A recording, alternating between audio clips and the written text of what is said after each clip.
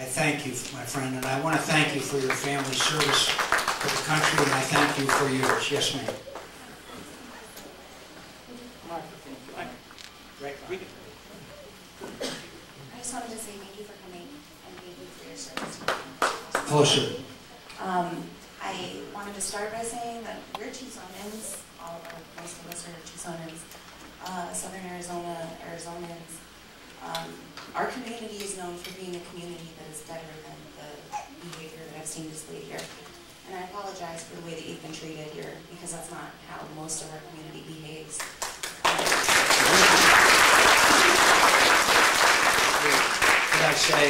Could I say, as long as we're respectful, I certainly can take the arrows, because that's what it's supposed to be all about. It's open and honest exchange, and I respect it, and I think that's what it's all about.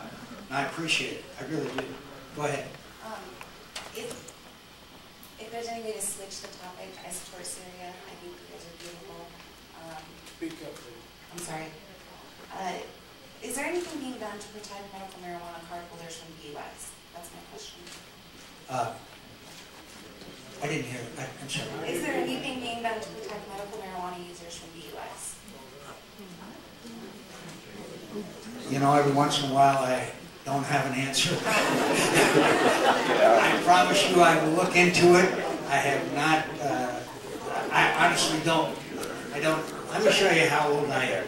I was running in New Hampshire and a woman stood up and said, "Senator, what do you think about the use of hemp?" And I, naturally assuming that that meant making ropes, I said, "I think it's great. I think hemp all the time, all the hemp we can get." Found out later on that maybe there was another use for hemp. So on that one, I would like to get back to you if you could get to my staff on that. Thank you. All right. I just have a quick question, kind of an observation. I'm sure everybody in the room remembers President Bush standing on the aircraft carrier proudly proclaiming mission accomplished. And then 8 years later, we're still there doing the same thing. So my question would be, what's their strategic looking forward beyond the first strike? If Assad uses chemical weapons again, what are we going to do to respond? And beyond that, 6 months, 12 months from now. No boots on the ground today, but possibly down the road. So I think that's a question that many people all over our state are asking. And I think the answer is that if we supply those Free Syrian Army people that we trust, not the extremists who, by the way, are flowing in every day, then we can change the battlefield equation, and then negotiations would begin for the departure of Bashar Assad. If he is still winning, then obviously he is not going to depart. So the ultimate goal is not sending in any American troops. In fact, if you send in Americans, I think it would have the opposite effect. I think it would be just harmful to everything. But if you give these people, look, some of them have AK-47s. AK-47s don't do very well against tanks. And so we need to give them the kind of equipment that they need, in my view. And I want to promise all of you, and I understand how cynical you should be and are, because of what happened in Iraq. You just pointed out. And we were told, you all were told there was weapons of mass destruction, and there wasn't. And so the cynicism is understandable, and I accept that. I accept that.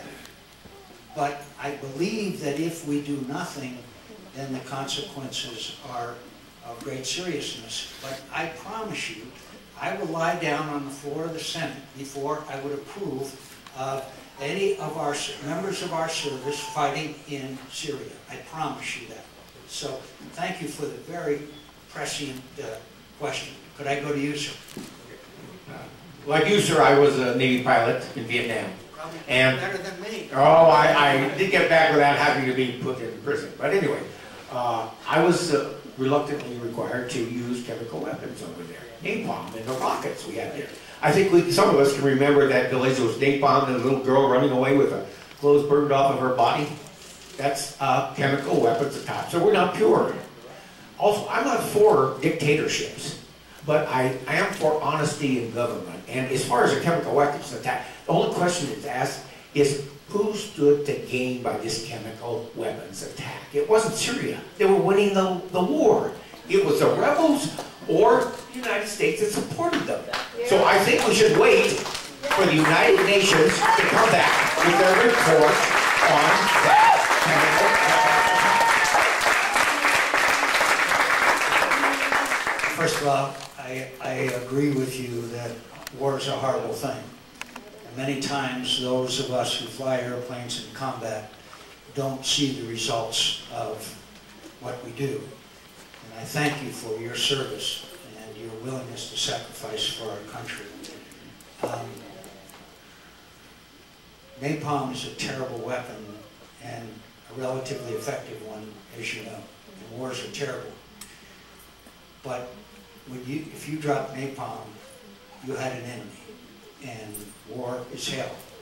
And if you kill that enemy, you probably prevented that enemy from killing one of our people. That's the object of war. That, in my view, is very different from sending a Scud missile loaded with gas that kills everybody in the vicinity that are innocent men, women, and children. That's what I think is a bit of a difference here. And second of all, my friend, please don't rely on the fact that this is not chemical weapons. The facts are really in.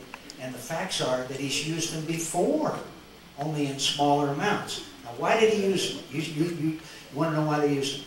Because the Free Syrian Army controls a part of Damascus that is vital in his communications and his ability to move his people back and forth. And he was unable to dislodge them from that particular place, using a lot of weapons and tanks and armor. And so he decided that he would wipe them out. And killing 1,000 or so people is a pretty effective measure. That's why he used those chemical weapons.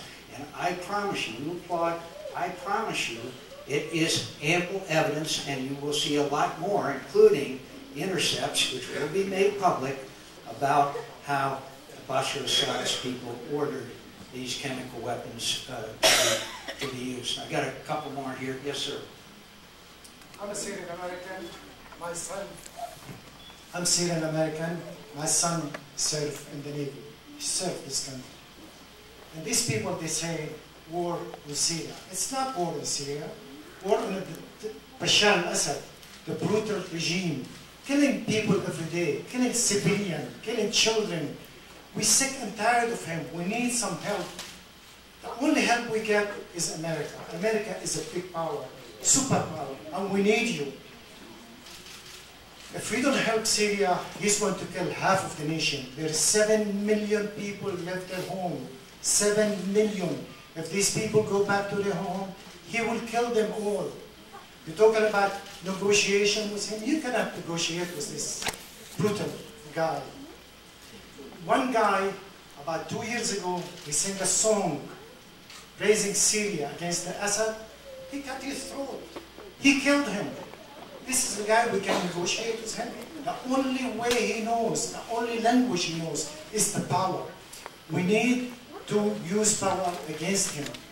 My family in Syria, I'm not asking the United States to kill civilians there. I'm asking the United States to kill this brutal guy, the criminal guy, Bashar al-Assad. Thank you. You know, it's very, very unusual in Tucson to see somebody come in with a Sun Devil shirt on. So please go ahead. Yeah, they're right behind the microphone. Anybody who's got the guts to come here with a Sun Devil shirt on deserves to be heard. Thank you, sir. Thank you for your service as well. I was just wondering, there's a lot of, I feel for Syria and the situation that's going on over there, and a lot of innocent people getting murdered, children getting murdered, and I mean, I can't help it when I heard that. What about Mexico and the cartels and everybody chopping off heads and doing things over there? But we're not going over there. It makes me think that there's ulterior motives, some here, some at the bottom line, that, there's other political agendas here. So I just have to. No, I think that's an excellent question, and I'd like to quickly respond because we're running way out of time. But let me just say, what's going on in Mexico, in my view, to some degree, is our responsibility. Because why? because we're creating a demand for drugs in this country. And when there's a demand, there's going to be a supply. Okay?